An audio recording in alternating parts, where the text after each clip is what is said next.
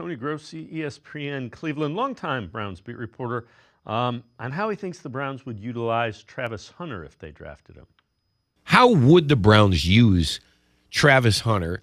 We've heard Andrew say he's a receiver first, so we know that's where he'll wind up. The Browns need a receiver. Right. But do you think Schwartzy will get to sprinkle him in maybe in a big third down where you need four corners? It might be by opponent, too.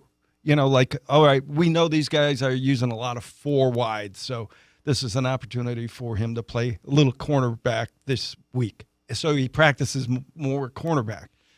But that's a touchy situation. You don't want to spread a guy too thin. I don't know how that works out. But I think his value, just as an offensive playmaker alone, merits him to be talked about.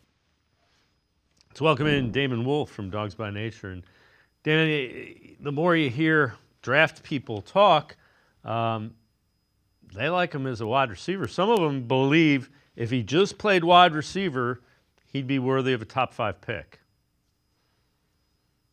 Yeah, I mean, he's definitely a high-end wide receiver. I think that, he's probably my number one receiver. But I also like him as corner.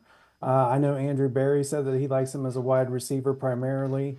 And I think that, when you look at that, that's just him being able to have more impact on the game overall by getting the ball in his hands more often than he would as a cornerback, because he does have elite run after the catch ability. So I think that's where the Browns would try to primarily use him. I don't necessarily agree with Tony there that they would use him based on opponent on defense, or they would that would dictate anything. I think it would be more of a situation where he would see a small package of plays every week on defense as the situation arises.